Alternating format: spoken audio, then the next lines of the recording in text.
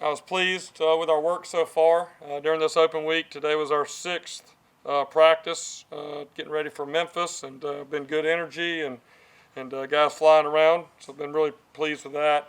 We'll pause football workouts and no football meetings or workouts tomorrow for Election Day to give our players and staff an opportunity to go vote, which is very important. So we'll get back together with our guys on Wednesday with our meetings, and really it'll be a normal week Wednesday moving forward through Saturday. Memphis is very impressive on tape. I would say the one word that maybe describes them is explosive. They have some explosive playmakers on the offensive side of the ball. I believe they're currently 11th in the country in total offense and 11th in the country in passing offense. So they got some really good weapons over there. The quarterback does a good job of getting the ball out quickly, and they just have playmakers all over. For us this week, it's really about focusing on ourselves and our own execution and cleaning up some of the mistakes that we've made in the first 6 games. And I think on defense, really focusing on third down, how to get off the field on third down. Offense, protecting the ball obviously has been a point of emphasis, and also better execution in the red zone. But overall, I feel like our guys have responded well to a tough start to the season, and we got 4 great opportunities left in front of us, and we'll put all our focus into Memphis this Saturday. So with that, I'll open it up for any questions. Jeff, did you welcome this off week? You had a veteran player leave the program, and maybe this additional week gave you a chance to hit the reset button a little bit going into the back end? Yeah, this never anything that you look forward to as a coach. These are the difficult decisions, difficult times, but I think from maybe where we are to where we need to go from a team standpoint, understanding the new standards, the new way of doing things within our program under our new leadership. These are part of the stages that you have to go through.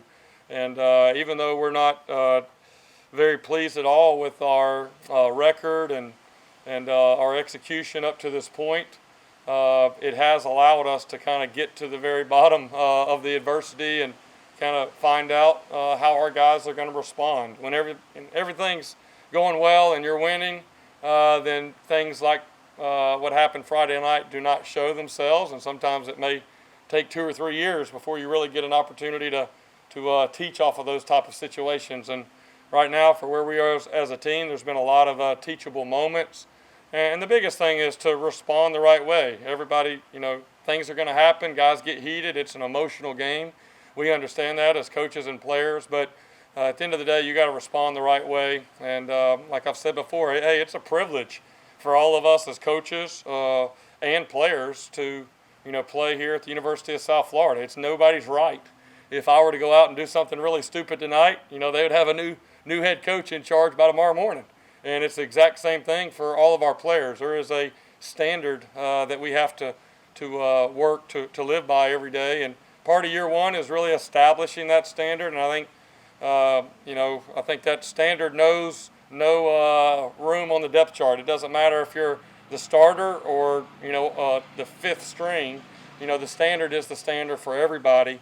And so I definitely think, that was a lesson for our team this week. But really after, I would say from Wednesday on, our guys have really put their mind in the right spot and been focused on, having the best finish that we can have these last 4 games and putting all our focus into playing a really good game this Saturday at Memphis.